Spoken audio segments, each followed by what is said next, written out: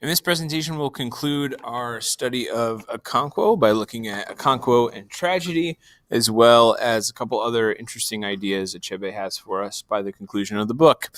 So it's important to recognize that as part 3 ends, the two central aspects of Umuafian culture that Achebe wants to examine are the justice system, as seen through the Igwugwu, and also religion. These, of course, are the two major things that the British come in and destabilize, and ultimately, by eroding these two things, they are able to succeed in their imperialistic vision in Umuofia.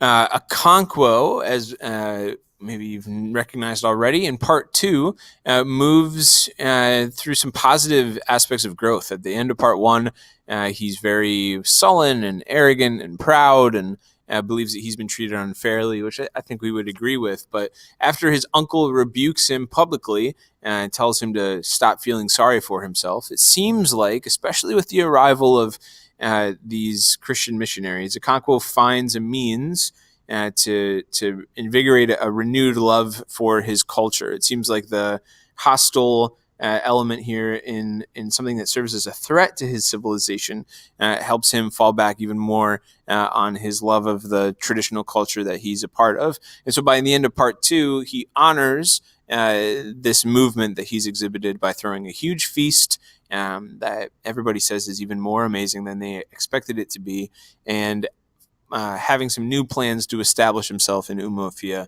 in part 3.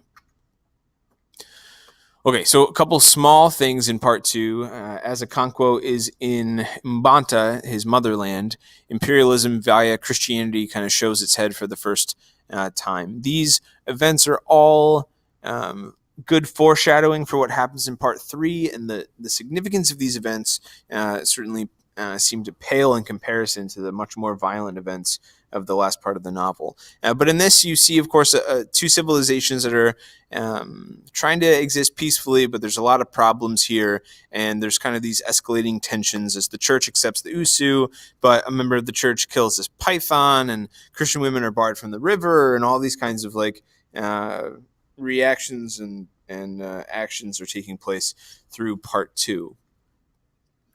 By the time we get to part 3, the danger here, of course, is that these civilizations have become so fully assimilated that it's very difficult in Umuofia to try to separate them. So Obierka, who's Okonkwo's best friend throughout the story, essentially says, well, what are we going to do? Like, if we wanted to get rid of the white people here, that would be easy. There's only 2 of them.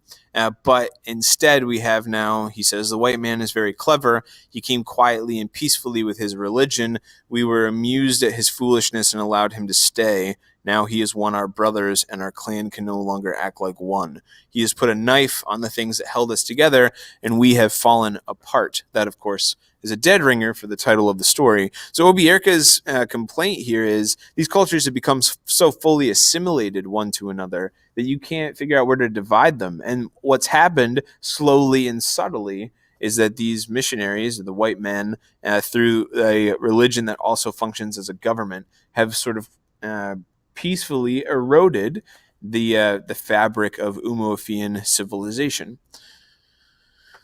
This is perhaps best displayed, not the peaceful erosion, but the power that the government of the British Empire brings in this issue with the Nido. So back when the Igwugwu were kind of last mentioned, we had like a full story of the Igwugwu administering justice. We said that the important thing here is that you have self-rule for these people in Umuofia. In their regalia, they're inhabiting the spirits of their ancestors. They're enacting traditional laws and reforms that have been a part of their civilization in time irrememorable. And so now, with the Nido, we have a clear distinction between the power of the Igwugwu and the power of the British Empire.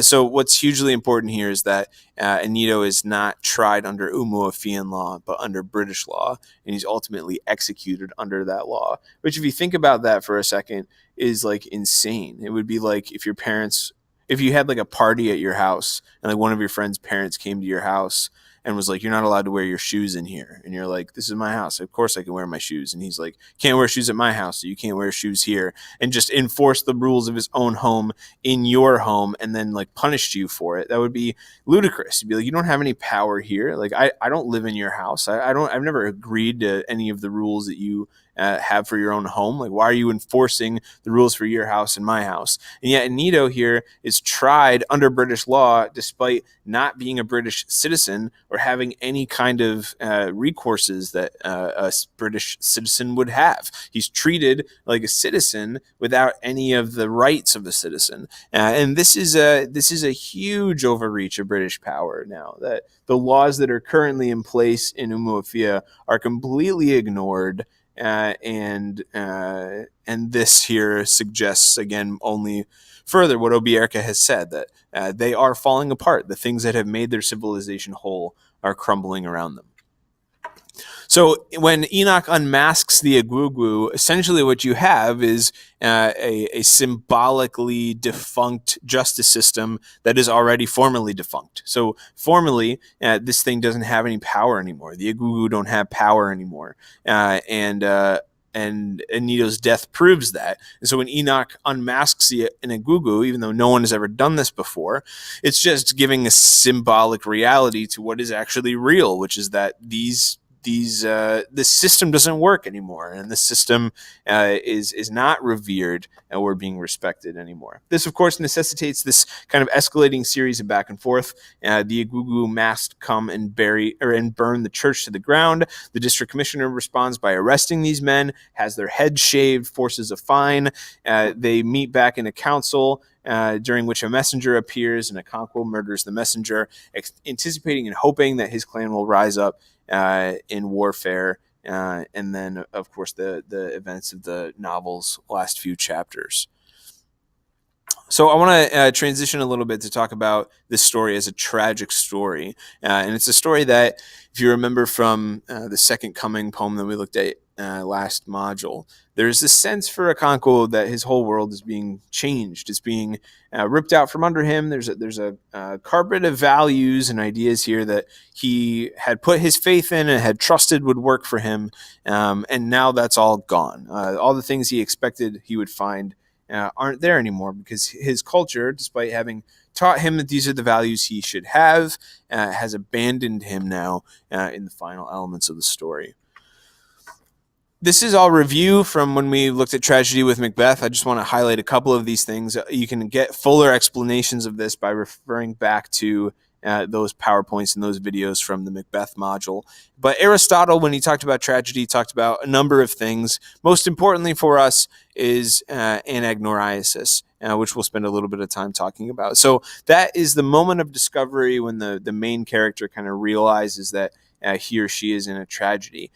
In Oedipus Rex, which is the story that Aristotle revered as the perfect tragedy, when Oedipus, who's been given this prophecy that one day he will murder his father and marry his mother, discovers that he has actually done those things inadvertently and without his knowledge, you see the light die in his eyes. You have this moment of anagnoriasis where he discovers the truth of his situation.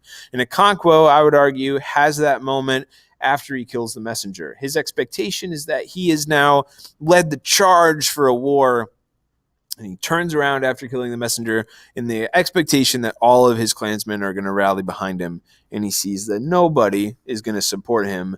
And it's that moment that Okonkwo kind of realizes it's over. There's no hope now for his culture to fight the British in the way that he thinks they should. It's interesting that that's really the last time that we see the story from Okonkwo's perspective. The next time we see Okonkwo, it's Obierka describing Okonkwo's suicide, and then it's the district commissioner who really has the last word on Okonkwo. This moment of him killing the messenger is really the last time that we see him, not just alive, but from his perspective in the story.